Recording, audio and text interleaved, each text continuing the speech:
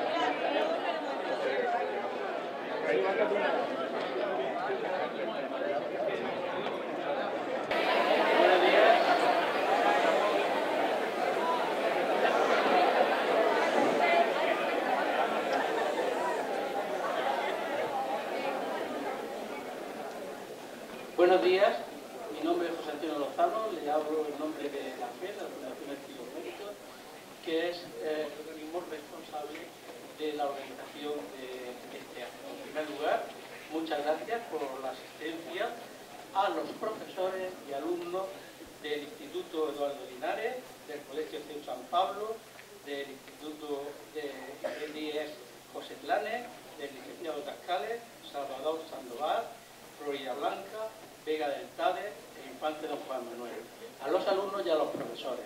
Los profesores ahora os falta quizá perspectiva. Dentro de unos años veréis y reconoceréis el gran valor que tiene su actividad en vuestra formación. La Fundación de Estudios Médicos es un organismo de iniciativa privada nacida como consecuencia de la preocupación de los ciudadanos. ¿Preocupación por qué? Pues preocupación por la ciencia. La ciencia y la tecnología, sabéis que actualmente son los principales motores de la transformación y desarrollo de la humanidad. De tal modo que los países que apuestan por la ciencia y la tecnología son los pioneros y sin duda serán los que alcanzarán las mejores metas de desarrollo y de bienestar para su pueblo. En España sucede una cosa rara. Pues habéis sido testigos hace pocos días de que ha habido un cambio de gobierno. Durante 2 días las televisiones han estado sin parar con las declaraciones de todos los políticos, de todo tipo, de color, de otro, etc. ¿Habéis escuchado la palabra ciencia? Yo no la he hecho, yo no recuerdo haberla escuchado. O sea que existe un desconocimiento por lo pronto y quizá una comprensión, falta de comprensión por parte de nuestros responsables políticos y sociales respecto al papel de la ciencia.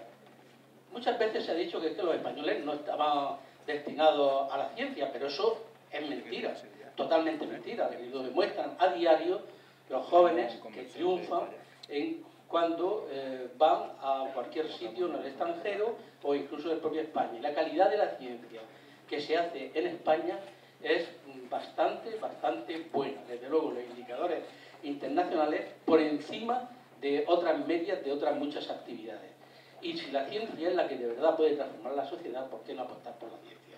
Bueno, pues esa fue la preocupación que llevó a la creación de la Fundación de Estudios Médicos por la misión de, modestamente, intentar divulgar la ciencia entre la población e intentar incentivar las vocaciones científicas entre los jóvenes.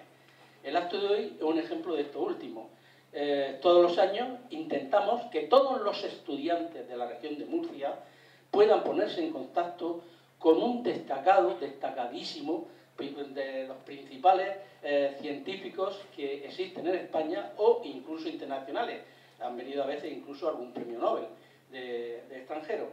¿Y para qué? Para que el contacto con la ciencia no sea solamente el teórico a través de los libros de texto, de las lecciones, etcétera, sino que sea el directo, con las personas que hacen la ciencia de verdad y que son verdaderas conocedoras del tema. Y entonces hoy tenemos una gran suerte.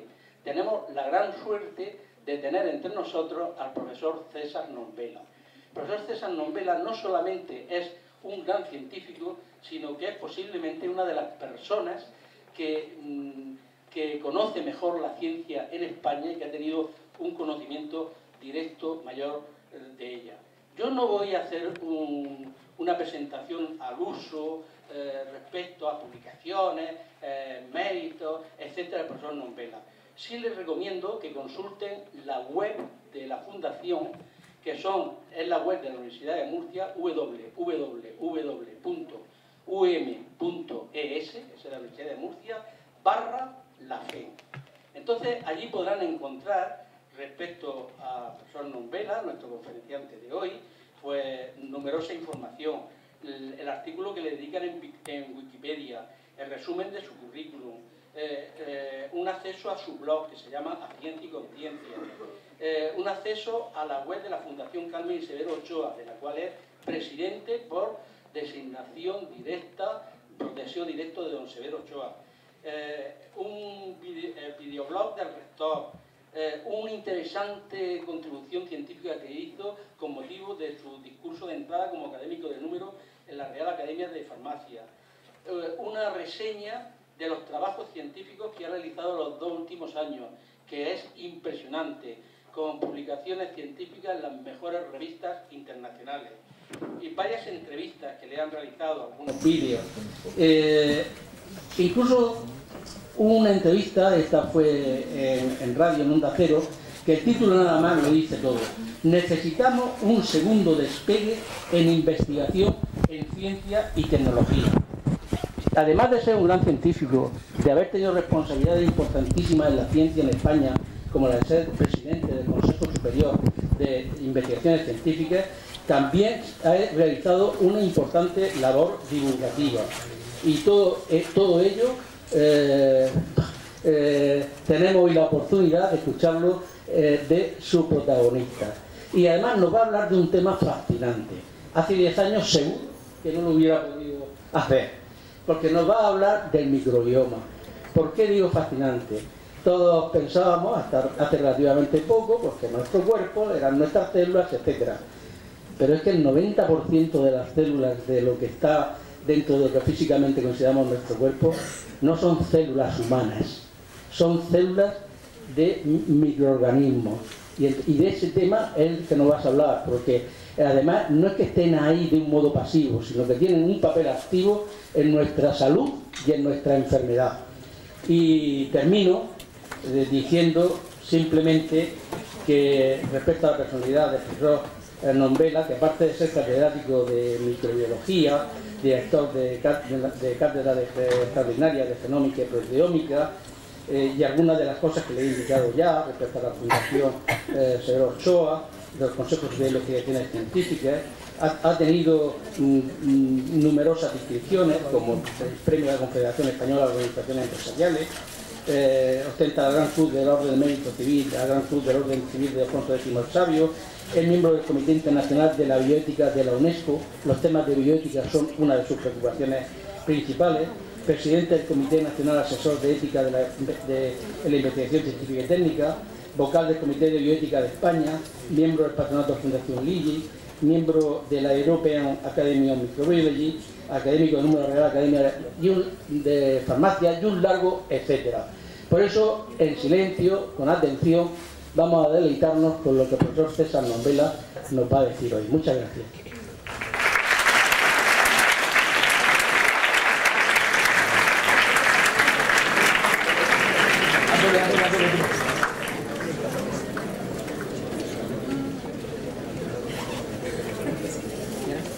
El profesor Lozano, que hace 10 años no hubiera podido ni mencionar la palabra microbioma, que es de lo que voy a hablar en los próximos minutos, pero también hace 10 años sí, pero 20 pues manejamos unas diapositivas y íbamos a dar charlas con 2 proyectores algunos y otros con 3 haciendo y demás. Ahora la tecnología permite estas cosas y otras muchas más, pero bueno, a veces pues tiene sus intríngulis. En todo caso, da gusto estar en Murcia, da gusto estar aquí, da gusto estar invitado por la Fundación de Estudios Médicos de Molina. Yo creo que es un ejemplo de el esfuerzo por poner en valor ese compromiso con la ciencia, que en la intervención anterior pues ha quedado claro que es la opción de nuestra sociedad para ser más competitivos, para hacer un mejor futuro. Es una de las opciones. Por supuesto que hay otros valores por los que también tenemos que luchar. Me complace especialmente hablar para una audiencia de estudiantes. Yo también, incluso cuando era más joven que vosotros, recuerdo en mis estudios de bachillerato que un día, entroncando con lo que decía anteriormente el profesor Lozano, un día llegó el profesor de matemáticas diciendo: ha muerto Arturo Duperier.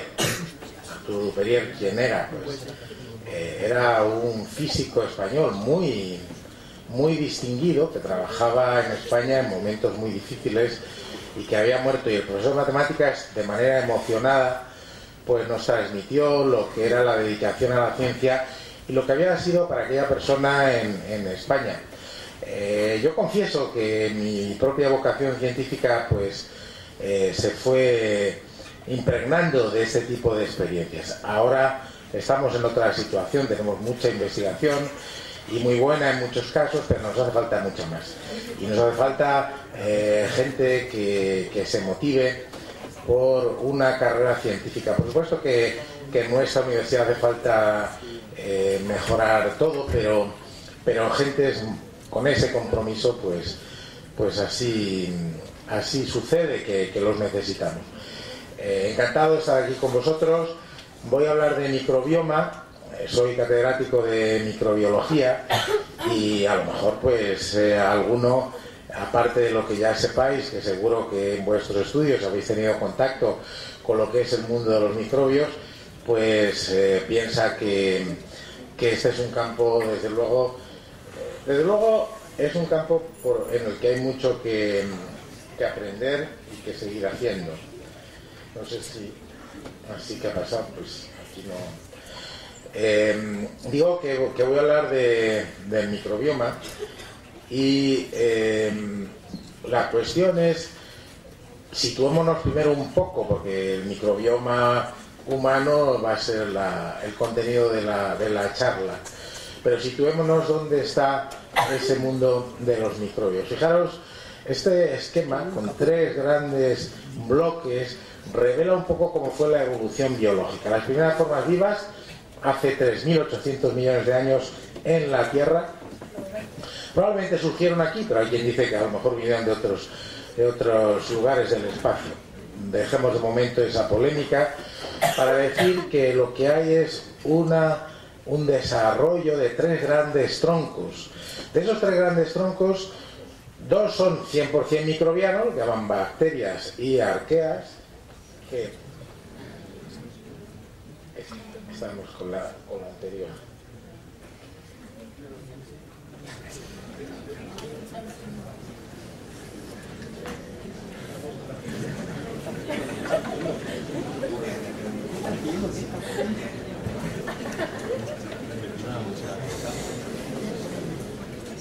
Porque no se me con la garganta.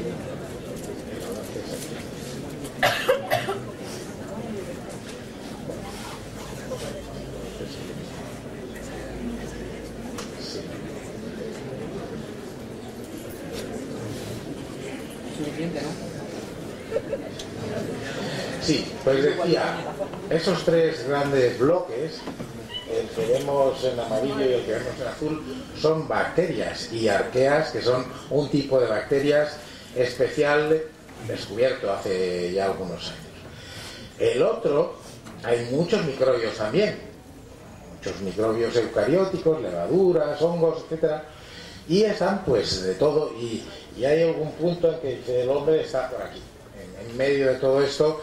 Es decir, somos parte de un devenir biológico, lo cual no significa nada, es algo que ya propuso Darwin y que cada vez entendemos mejor. Eso no quiere decir que no seamos seres humanos con unas características especiales. Bueno, pues ese mundo microbiano que ha ido surgiendo resulta que es fundamental para nuestra vida, resulta que tiene que ver mucho con nosotros.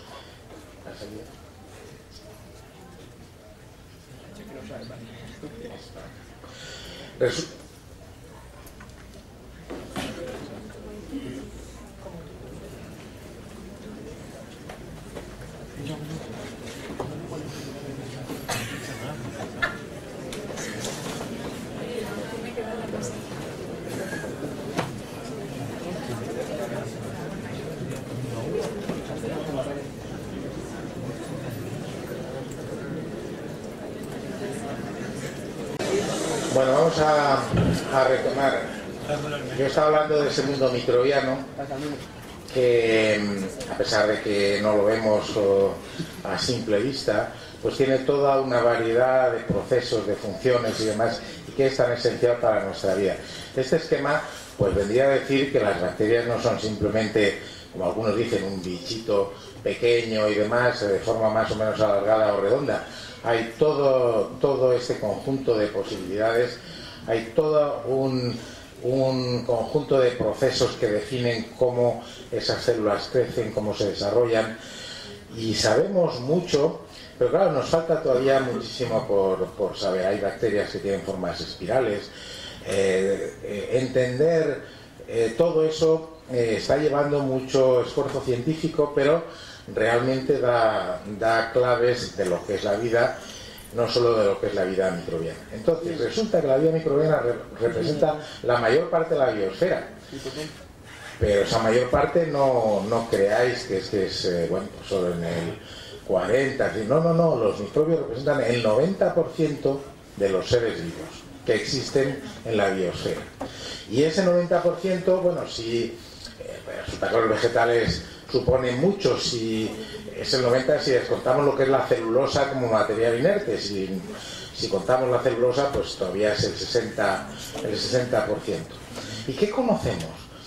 Pues se calcula que en especies procarióticas, que son las bacterias, no tienen verdadero núcleo, pues resulta que pueden existir como 10 millones de especies. Apenas conocemos unos miles. Y que todavía hay mucho trabajo para hacer. Yo, como digo, los microbiólogos tenemos todavía muchísimo que recorrer. Bueno, como lo tiene toda la ciencia, porque cada vez que nos hacemos preguntas y llegamos a respuestas, pues surgen nuevas preguntas y nuevos caminos para avanzar en la investigación. Y por supuesto que esta vida microbiana coloniza todo tipo de ambientes: la tierra, el suelo, el aire, en profundidades enormes del suelo o profundidades mucho más grandes de los mares, pues hay vida microbiana. Pero tiene tanto que ver con nosotros que nuestro organismo, nuestro cuerpo, está habitado por una enorme cantidad de microorganismos que han evolucionado con nosotros y que siguen evolucionando. Es decir, el ser humano, desde que existe, por supuesto existe mucho después de las bacterias en la Tierra. El ser humano, nuestra especie, aparece hace unos 150.000 años, comparado con la vida 3.800 millones, fijaros. Bueno, pues esa microbiota que vive con nosotros la hemos empezado a entender hace no muchos años. La microbiología como ciencia pues surge, aunque un poco antes hay evidencias, pero surge en el siglo XIX. Y sin embargo, casi siempre, durante muchos años, y es posible que todavía llegue esa idea, hay microbios patógenos y microbios que no lo son. Bueno, pues ya hace mucho tiempo que los microbiólogos hemos empezado a ver que hay microbios que no son patógenos y que pueden serlo, que pueden hacerse patógenos, que los microbios, aunque son células, aunque son unicelulares o pluricelulares sin diferenciación, pues también actúan en grupos. A veces se organizan en láminas, en películas, e incluso tienen un sentido para lo que se llama escrutinio de quórum, saber si son suficientes para actuar en bloque y formar estas biopelículas, y colonizan el organismo de los animales con notable profusión. Bueno, pues eso es lo que ha hecho que desde hace no muchos años hablemos de microbiota. Ya hablábamos, microbios que viven en el organismo humano, pero hablemos de microbioma, porque los estudios de genomas, poder secuenciar genes, ya sabéis, seguro que os han explicado muchas veces la estructura del ADN y cómo eso se puede conocer en todo lo que es el detalle de su secuencia, pues conocer la microbiota a través de sus genes, que es la forma de conocerla en su conjunto, es lo que hace que hablemos de microbioma. Podemos conocerlo desde luego. Podemos conocer cómo evoluciona desde las primeras edades, podemos conocer sus características, podemos conocer los equilibrios que tiene en el organismo, podemos preguntarnos, y las respuestas están siendo muy contundentes. ¿Tiene que ver con los estados patológicos? Sí, pero no ya que llegue un organismo infeccioso y nos produzca una infección y nos afecte produciendo fiebre y el cuadro clínico que sea. No, no, no. Es que el equilibrio en esa microbiota, el que todo eso esté equilibrado, también se asocia con enfermedad o con salud. Por tanto, desde que hace no muchos años se pudo empezar a conocer el microbioma de individuos concretos, secuenciando los genes microbianos que hay en su organismo, desde que empezamos a hacer eso, pues resulta que las preguntas de investigación son muchas. Las respuestas, todavía muchas están pendientes. Al final, pues voy a esbozar, por ejemplo, cómo en algunas patologías, como puede ser la obesidad, como puede ser el propio cáncer, como pueden ser alteraciones incluso neuropsiquiátricas, resulta que este equilibrio del microbioma se ve alterado. Entonces, pues hacemos la pregunta, bueno, ¿esto es el efecto es la causa de la patología o es el efecto? Estamos en ese tipo de preguntas, pero se está trabajando en el mundo con una profusión notable, porque el esquema sería más o menos este para un microbio. Este es un esquema del trabajo nuestro con una levadura que habita en nuestro organismo, que se llama Candida albicans, y que resulta que normalmente está controlada, pero puede haber situaciones en que se descontrole y comienza a crecer. Y como vemos, aquí a la derecha, pues puede llegar a crecer y a producir incluso la muerte. Puede llegar a crecer, si vamos a la izquierda, y las defensas eliminarla. O podemos, bueno, todo ese equilibrio de que hay un microbio que está presente, que puede no producir patología, que puede llegar a producirla, que puede desarrollarse en exceso, que puede desarrollarse por defecto y ser eliminado, todo eso forma parte de este esquema. Y es que resulta que a medida que sabemos más del microbioma, pues se habla, y creo que con razón, del último órgano del cuerpo humano. Lo mismo que tenemos pues el estómago, el hígado, el pulmón, lo que sea, pues tenemos todo un conjunto de microbios, de vida microbiana que habita en nuestro organismo, que responde a unas situaciones fisiológicas, que se puede alterar produciendo patologías. Y fijaros lo que señalamos aquí: 10 a la 14 células microbianas hay en nuestro organismo. La cifra de células propias se estima en 10 a la 13. Por lo tanto, 9 de cada una de las células que albergamos son microbianas, no son células que respondan a células humanas, pero son básicamente importantes para que podamos vivir. ¿Y cuándo empieza todo esto? Pues empieza nada más nacer. Hay algo de discusión de si el feto en el seno materno, hasta hace poco siempre se decía, el feto en el seno materno es estéril a estos efectos. No hay microbios.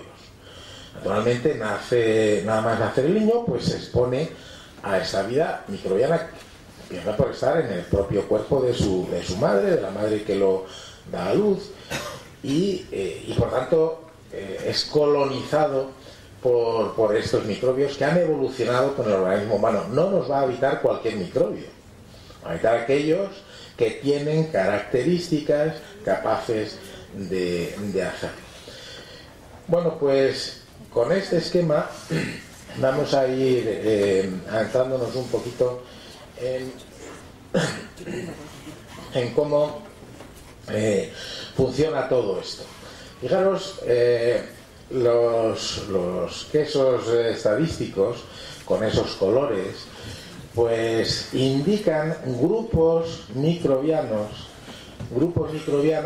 que se han podido estudiar porque el potencial que tiene la genómica es extraordinario. Es decir, la genómica resulta que es lo que, por ejemplo, permitiría decir que cualquiera de vosotros habéis estado hoy aquí con algún rastro de ADN, por pequeño que sea que quedara, y eso pues es lo que hace la genómica forense cuando descubre un asesinato. Bueno, tal persona, recientemente hemos visto en la prensa a alguien que usted me está acusando, sí, mire usted, y además hay prueba, pues tiene razón, me estoy refiriendo a este brasileño que asesinó de una forma tremenda a ciertas personas. Bueno, pues ese rastro génico también lo vemos con los microbios.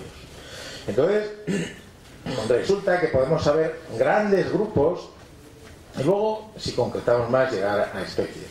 Aquí estos bloques estadísticos, el color rojo, el color azul, etcétera, pues corresponde a distintos grupos de microorganismos. ¿Y qué es lo que vemos?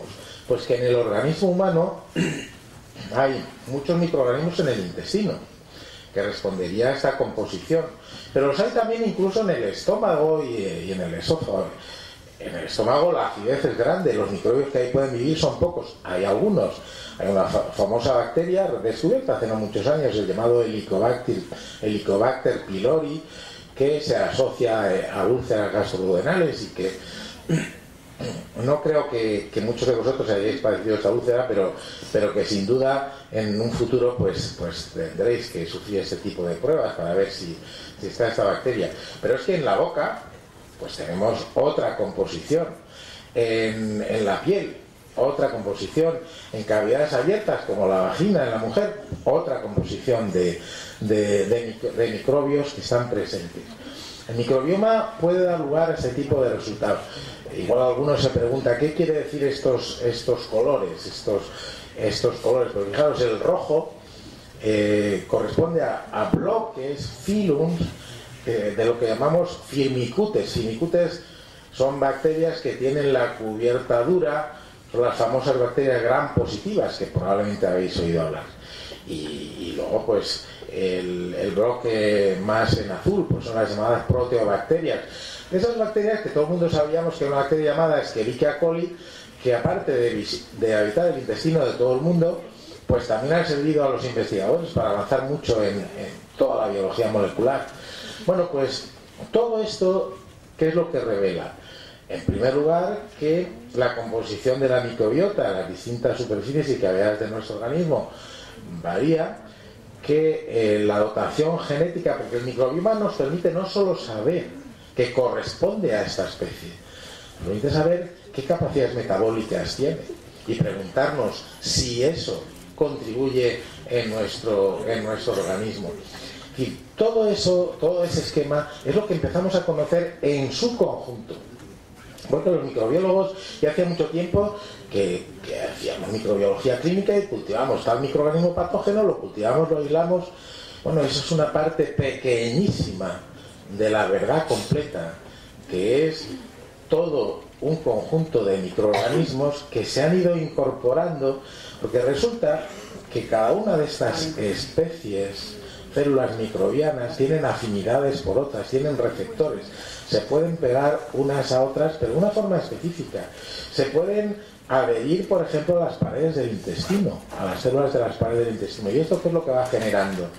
Verdaderos consorcios microbianos que integran ese microbioma. Es decir, toda una población integrada por sus características biológicas, por sus características genéticas, bioquímicas, etc.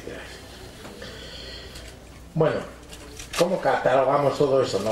No llevaría mucho tiempo el explicarlo, pero simplemente tomando muestras del contenido intestinal, de los jugos gástricos y extrayendo de ahí el ADN, secuenciándolo, y la secuencia ya nos va a decir, porque algunos se dirán, bueno, pero si usted obtiene una muestra de la piel va a ver ADN humano de las células. Claro que sí, pero por la secuencia podemos distinguirlo, podemos saber a qué corresponde. Entonces podemos catalogar este microbioma en todos estos grandes grupos de firmicutes, proteobacterias, lactobacilos, etcétera, todo ese conjunto que de repente empezamos a tener una información que se nos revela diariamente. Diariamente salen muchas publicaciones nuevas en muchas revistas sobre microbioma, porque es un tema que está continuamente aportando nueva información y nuevos datos. ¿Y qué destilamos de todo esto? Pues que de los genes que determinamos, resulta que podemos saber algo de lo que las especies hacen. Este estudio de ver los genes y deducir qué especies o qué grupos de especies hay es lo que se llama metagenómica, es decir, a partir de información genómica de genes, ir más allá en las conclusiones. Bueno, pues estudios de este estilo que yo recojo aquí, por ejemplo, muestras fecales de heces de muchos individuos, pues se han podido secuenciar y deducir muchas cosas. Y entonces, conclusiones así de valor general. La mayor parte de ese microbioma es bacteriano, pero va a haber también hongos y desde luego va a haber virus que están todavía mucho menos estudiados en el microbioma. El contenido intestinal es desde luego el ambiente de mayor profusión de vida microbiana y de mayor influencia, porque está en el tracto intestinal, un tracto abierto, pero que realmente está en comunicación con el organismo. Desde la mucosa intestinal hay un envío de señales de un lado a otro. ¿Hay algunos que predominan? Pues resulta que hay unas 57 especies bacterianas, porque ahora ya nos concentramos en las bacterias, que son las más abundantes y que estarían en el 90% de los individuos. Es decir, ¿todo el mundo tiene esas 57? No. ¿Todo el mundo las tiene en las mismas proporciones? Mucho menos. En alguna especie puede estar en proporciones 100 veces más que en otros individuos. Por eso, esto da idea de la complejidad de lo que queremos estudiar. Porque decimos, esto tiene la función de un órgano. Sí, pero su composición es variada. ¿Qué es lo que más abunda? Pues de estos dos filums, de estos dos grupos filogenéticos bacterianos, que están integrados por muchas especies, hay uno, los nombres son muy especiales y ahora los manejamos mucho: Bacteroidetes y Firmicutes. Los bacteroidetes son gram negativos, anaerobios, que solo pueden vivir en ausencia de oxígeno, abundan en el intestino, y los firmicutes son gram positivos, y muchos de ellos pueden hasta formar esporas. Bueno, entonces tenemos que el microbioma es algo versátil. La función la hacen un conjunto y la hace el conjunto, y ese conjunto puede variar en su composición. Naturalmente, para entender todo lo que eso significa, pues una de las exploraciones es comparar el microbioma de mucha gente, y los estudios diversos lo están haciendo así. Pero se puede ya destilar alguna información. Hay un genoma microbiano mínimo, que sería el mínimo de genes que permite a cada bacteria formar parte de ese microbioma. Y hay un metagenoma microbiano mínimo, que es todavía más importante, porque como unas colaboran con otras, pues digamos que todo ese conjunto de genes que lo vamos a encontrar siempre. Luego resulta que tal gen concreto que forma parte de ese metagenoma mínimo, pues en un caso lo aportan unas especies y en otro otras, y sus proporciones varían lo mismo, pero ahí encontramos cosas muy importantes. Por ejemplo, metabolismo de diversos tipos, biodegradación de determinados compuestos que nuestro organismo no puede llevar a cabo, fermentación de algunos materiales que ingerimos en nuestra dieta y que tampoco podríamos digerir, y que lo hacemos precisamente gracias a ello, como veis aquí en ejemplos como azúcares y polisacáridos complejos. Todo este metagenoma, es decir, los genes que aportan las especies microbianas, actúan de una forma consorciada, y de que eso funcione bien, no ya de las proporciones que pueden variar y mucho, Pero de que eso funcione bien, pues resulta que depende el equilibrio y una situación fisiológica adecuada. Por tanto, conclusiones que podríamos formular. Representa genoma y metagenoma microbiano funciones no representadas en el genoma humano. No tenemos esos genes, no tenemos esas funciones. Entre ellas, algunas que aportan capacidad de generar energía a partir de algunos sustratos. Algunas que aportan ácidos de cadena corta, como acetato, propionato, que tienen relevancia. Resulta que algunas aportan pasos biosintéticos para aminoácidos y vitaminas, que tampoco tenemos. Y que gracias a estos microorganismos, aparte que los podamos ingerir en la dieta, pues los tenemos en nuestro organismo. Otras aportan compuestos de lo que se llama xenobióticos, compuestos que serían tóxicos, que están presentes y que gracias a estos microorganismos nuestro organismo se deshace de todo ello.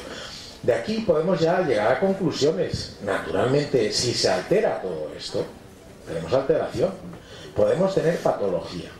Ahora, la pregunta que algunos todos querríamos saber, bueno, pues qué enfermedades y cómo son esas alteraciones, porque si resulta que dependen de una presencia de determinados microbios y esa alteración en su presencia es patológica, empleemos microbios para corregirla y estaremos tratando enfermedades. Bueno, este desideratum de decir, gracias a ese conocimiento podemos diagnosticar patologías y corregirlas, todavía tiene un muy largo recorrido. Tiene un recorrido que nos sigue haciendo preguntarnos, porque, claro, si decimos, resulta que tal problema patológico se debe a una alteración en el microbioma, hombre, ¿esa alteración es realmente la que causa la patología o es el efecto o hay algo de las dos? En todo eso es en donde se está. Los estudios nos siguen revelando, por ejemplo, en qué lugares, intestino, piel, vagina, cavidad oral, en qué lugares hay funciones concretas y cuáles son las rutas microbianas asociadas a esa función. Desde luego, en el contenido intestinal, en esto que nos aparece en ese color lila, pues tenemos capacidades fermentativas, tenemos capacidades biosintéticas, incluso los microbios aportan, por ejemplo, sustancias como el lipopolisacárido que contribuyen fundamentalmente a la madurez inmunitaria. Nuestro sistema inmunitario, las células que nos defienden, las células que distinguen lo propio de lo ajeno, pues tienen que ser estimuladas adecuadamente. Y eso a eso contribuye también. ¿Qué es lo que pasa? No sé si alguien se lo ha preguntado, apareció en alguna diapositiva anterior, pero no lo comenté. Alguien se ha preguntado, ¿puede haber un animal que viva sin ni un solo microbio en su organismo? ¿Alguien se ha hecho esa pregunta? La respuesta es sí. Podemos criar animales, podríamos criar seres humanos, pero ese experimento sería totalmente inaceptable, pero podemos criar animales en un ambiente estéril donde no hay microbios, totalmente aislados. ¿Qué pasa si luego le sacamos a ese ratoncito que hemos criado en el laboratorio, que se ha hecho y que no tiene microbios? ¿Qué pasa si luego le sacamos al ambiente y llegan los microbios enseguida? Pues que ese ratón no tiene defensas, es totalmente inmaduro desde el punto de vista inmunitario, porque esa es otra de las funciones fundamentales. Entonces, bueno, tenemos esfuerzo por aquí. Otra pregunta que se están haciendo los investigadores y del cual cada vez hay más datos es: ¿esa microbiota es igual siempre desde que nacemos? ¿Esa microbiota es la misma en Europa que en determinados lugares, otros lugares del mundo, en Europa, en Asia, la gente que vive allí? ¿Esa microbiota es lo mismo quienes se alimentan con una alimentación normal o quienes son vegetarianos? Todo eso, ¿qué es lo que nos va dando también? Pues unas claves. En primer lugar, con la edad. Cuando nacemos, inmediatamente nuestra microbiota se empieza a desarrollar, pero y tiene mucho que ver con la de la madre. Y no es lo mismo en el niño que nace por cesárea que nace por un parto, que el que nace por un parto vaginal. No es lo mismo. Hay diferencias. Por eso tarda como un par de años en estabilizarse, pero luego se estabiliza y va cambiando. No es lo mismo en la edad adulta que en la vejez. Aquí hay algunos datos. Por ejemplo, al principio son la mayor parte de bifidobacterias, estas que muchas de ellas también están en el yogur y en las leches fermentadas. En la edad adulta, pues estas serían algunas proporciones. En la gente mayor se incrementan los bacteroidetes, disminuyen las bifidobacterias, pero es que diferencias también las hay entre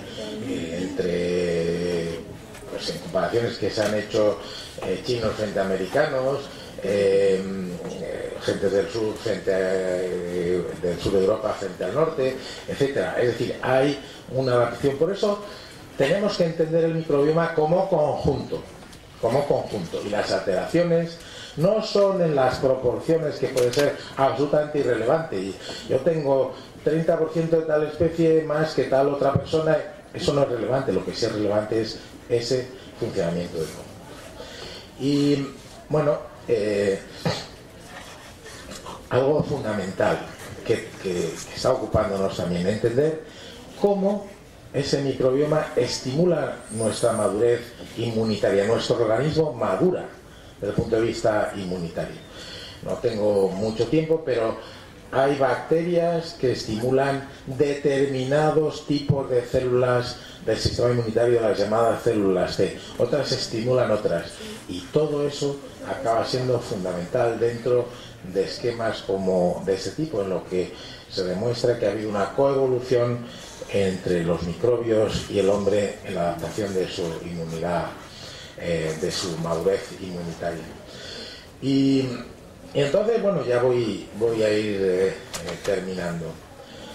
¿Qué pasa con la patología? Porque fijaros, si ya sabíamos desde hace tiempo en esa clasificación que ya está totalmente superada, microbios patógenos y microbios no patógenos, y resulta que entre esos microbios patógenos, descritos como patógenos, cuando vemos el microbioma, resulta que en situaciones de normalidad hay algunas especies en nuestro organismo. Entonces, ¿qué tiene todo esto que ver con la salud y demás? Pues voy a pasar de aquí para decir que el conocimiento del microbioma y la dieta nos está empezando a aproximar a conocer, en primer lugar, si tenemos riesgo de algún tipo de problemas, de algún tipo de enfermedades. En segundo lugar, incluso a diagnosticar. En tercer lugar, incluso a formular terapias y de luego a plantear una nutrición más adecuada. Todo este conjunto de circunstancias que tenemos aquí en este esquema forman parte de la información. Y terminaré refiriéndome a esos aspectos relacionados con la patología a los que me refería hace un momento. Por ejemplo, se ha hecho estudios de microbioma de personas obesas y de personas que no lo son, de personas delgadas. Ya sabéis que en todo esto hay toda una gradación de índices de masa corporal y demás, pero arroja algún dato la comparación, porque estudios se han publicado muchos y podemos hacer esos metaanálisis que permitan sacar conclusiones de ese conjunto, que es lo que hacen los metaanálisis. Pues bueno, resulta que en obesos hay proporciones más bajas de algunos de estos grupos. Conclusión, por no tener esas bacterias son obesos. No hay tal.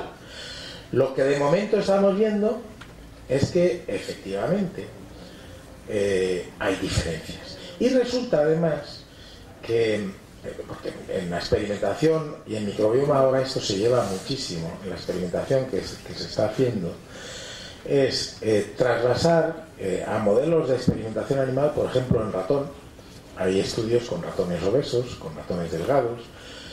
Podemos, por ejemplo, trasplantar la microbiota de personas delgadas a ratones obesos, sí. ¿Y se corrige la obesidad? Pues en parte. Naturalmente ahí tenemos un resultado prometedor. Pero de momento, este tipo de datos hay que tomarlos como indicaciones de una cierta asociación. Lo hay con obesidad. Aquí tendríamos, por ejemplo, en obesos, cuál sería la composición frente a delgados, las poblaciones que se incrementan en obesos frente a las poblaciones que se incrementan en delgados. Es un estudio más.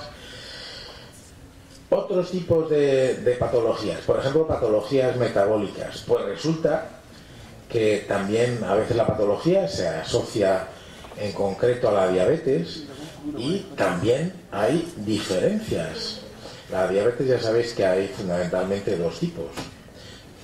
Los expertos llegan incluso a distinguir más, pero la diabetes tipo 1, las personas que tienen una deficiencia en insulina y por tanto no tienen esa función, necesitan para vivir, se les puede corregir con la insulina como fármaco, o las personas que la desarrollan en edades más adultas con la diabetes tipo 2, que suele estar más asociada a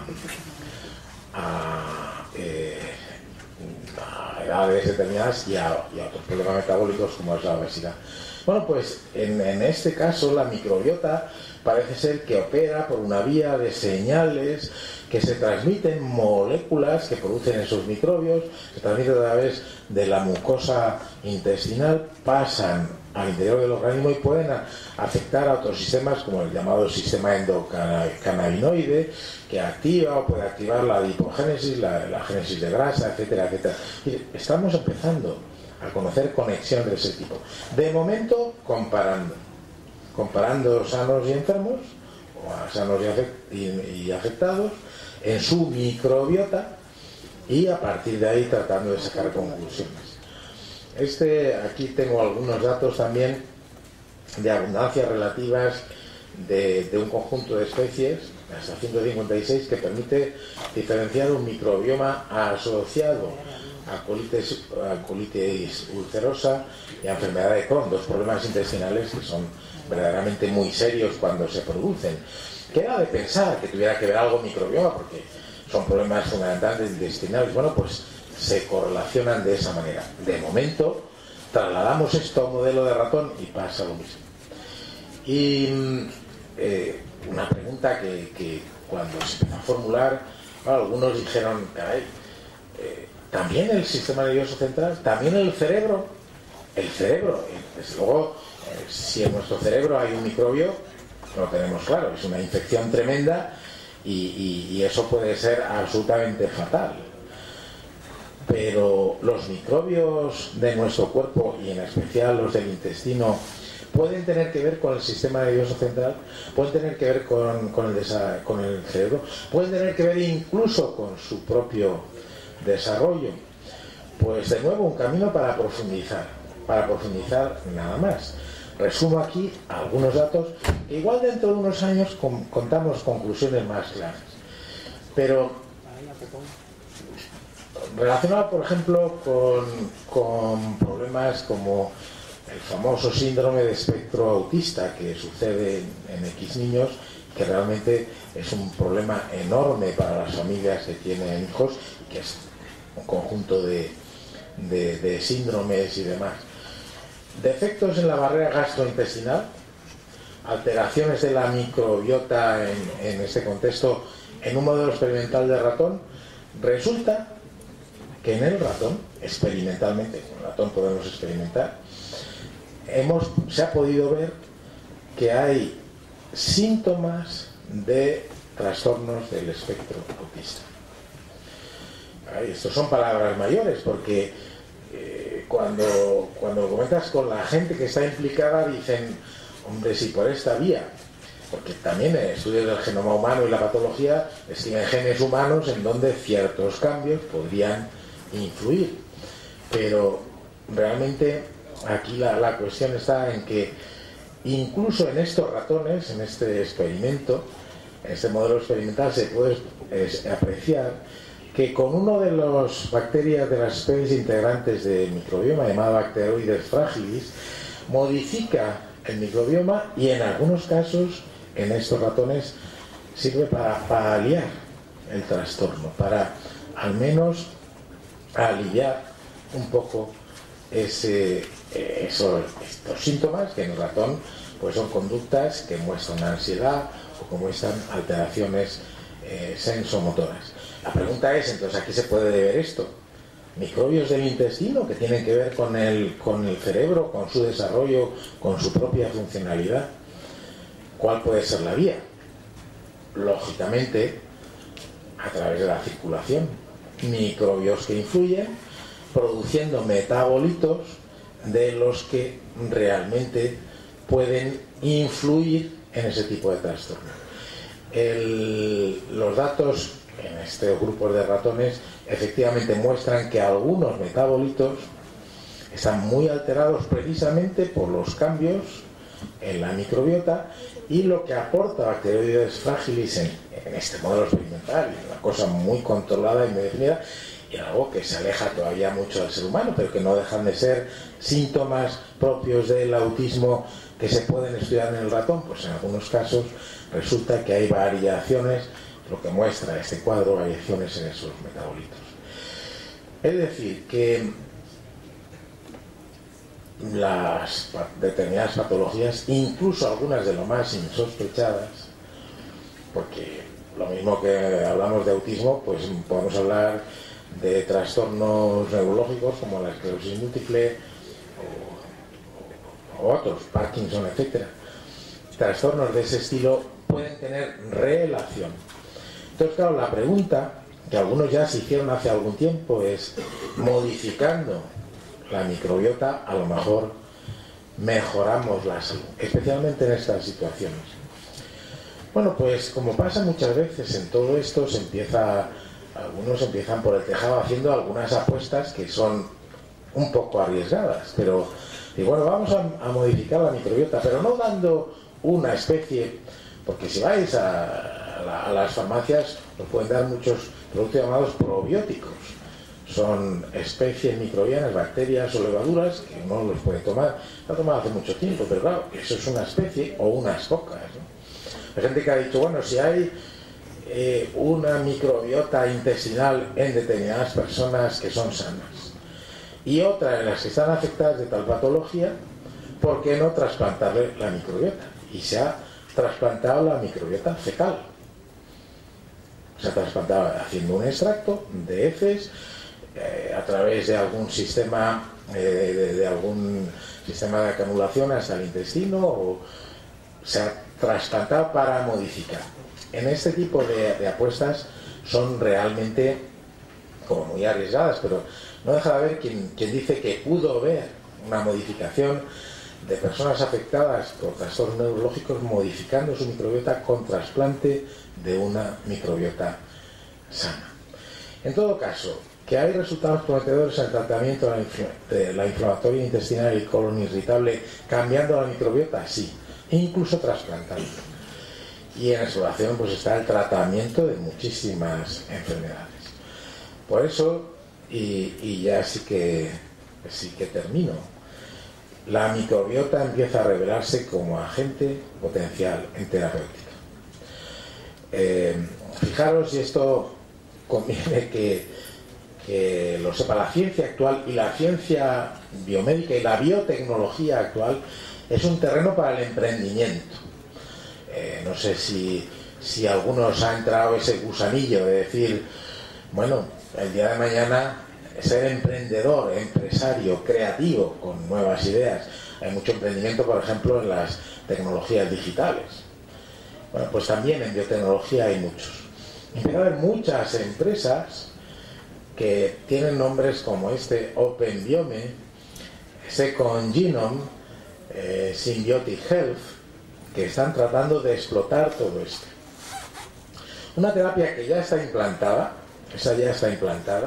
con trasplante de microbiota fecal, es el tratamiento de una infección muy complicada que sucede a veces en los hospitales, por un microorganismo que puede estar entre el microbioma normal, pero que si llega a predominar es una patología muy cierta y gravísima, que es Clostridium difficile, se llama así. Clostridium difficile que tenemos aquí.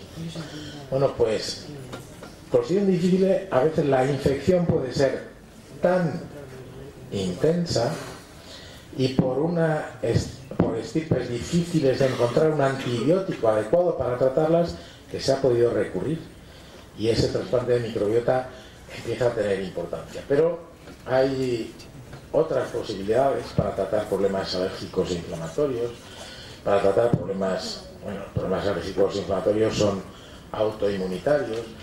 Incluso en algunas situaciones, pues emplear microbios o microbiota de conjunto para terapias. Este es un camino, bueno, si hay ocasión, dentro de 5 años seguramente que contaríamos cosas mucho más nuevas, cosas que han ido surgiendo.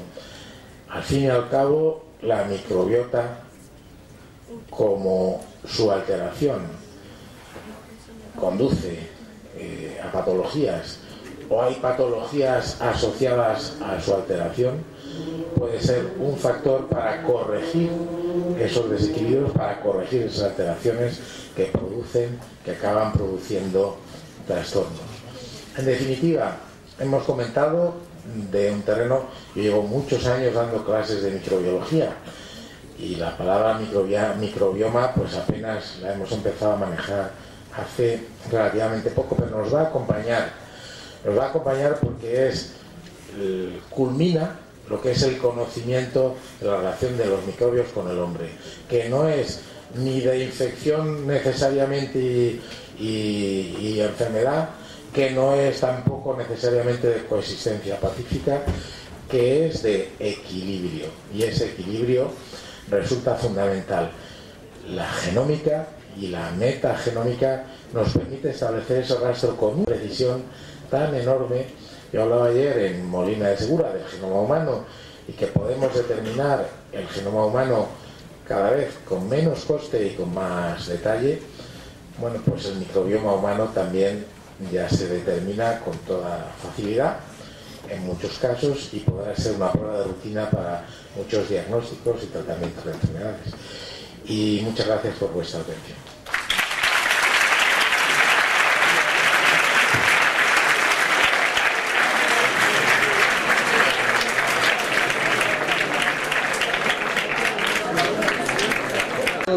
Tan didáctica y tan interesante, y quiero indicar una cosa de interés práctico.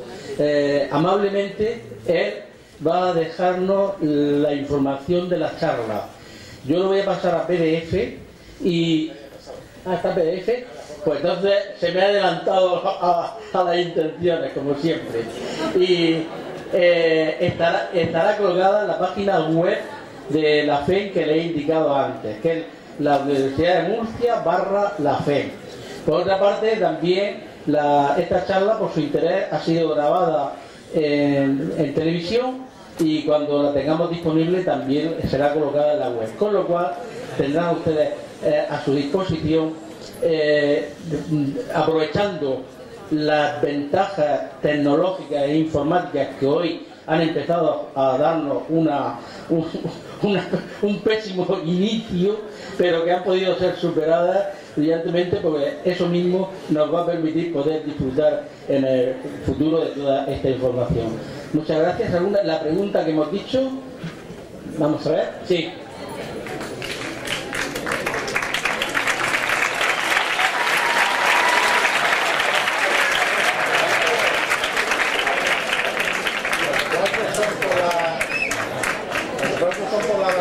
Por la temeridad. Bueno, adelante. yo escuchando un poco la charla, tampoco soy aquí la leche, ¿no? Pero escuchándole se me ha planteado una cuestión, que es que usted ha dicho que hay personas obesas que tienen unos determinados microbiomas, y las personas delgadas otros. Entonces mi pregunta es, qué depende de la proporción y esos biomas, porque realmente la obesidad también depende de los genes. Entonces, si usted quiere curar esa patología, esa enfermedad con los microbiomas, ¿dónde quedarían los genes? O sea, ¿hasta qué punto esos microbiomas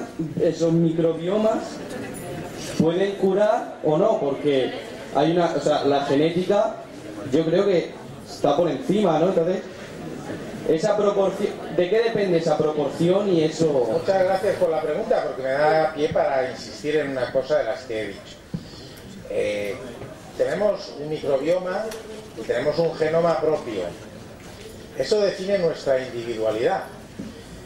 Los genes de nuestro propio genoma también son diferentes, dentro de que responden al genoma de la especie humana, son diferentes en unos y en otros. Hay esa individualidad. La forma concreta que cada gen tiene en nosotros es, se llama un polimorfismo, porque cada gen adopta muchas formas, polimorfismos.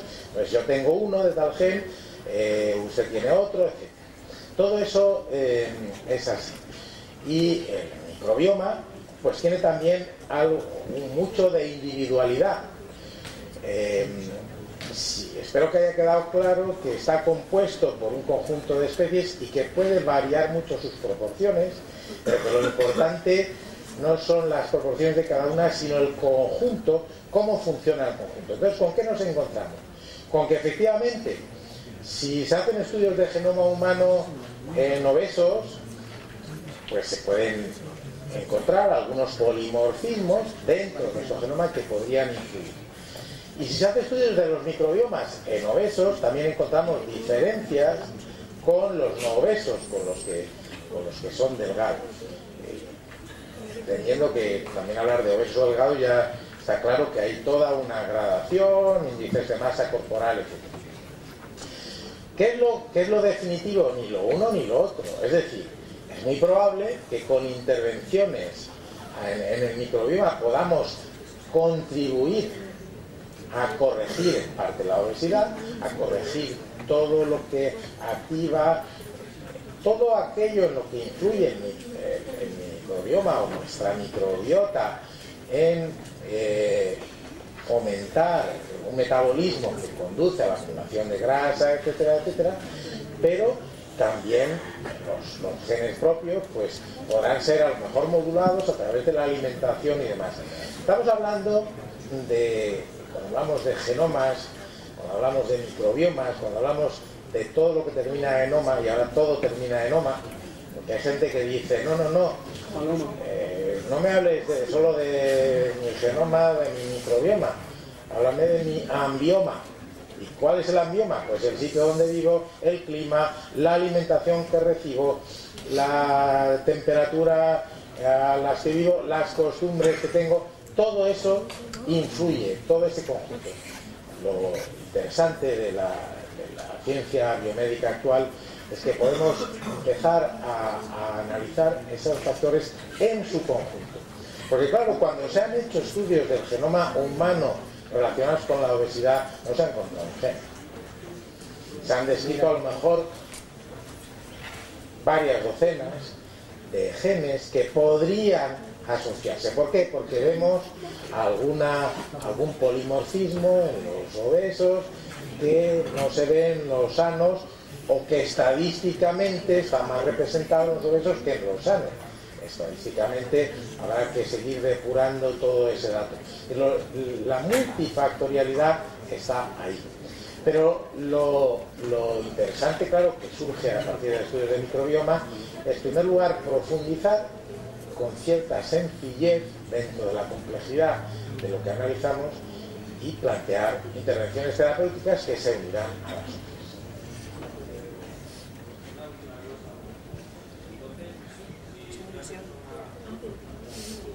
Si una persona, vamos a poner el ejemplo ya que estamos con él, de una persona obesa y una persona flaca, si tienen el mismo ambioma, o sea, el mismo medio en el que viven, el mismo clima, el mismo tal, realmente, o sea, a lo mejor viven en la misma casa, viven en las mismas circunstancias, ¿por qué una tienen ese microbioma que que ayuda al desarrollo de esa enfermedad y por qué la otra no?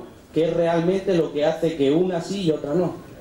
A esa pregunta no tiene una respuesta definitiva, porque en eso es en lo que se está.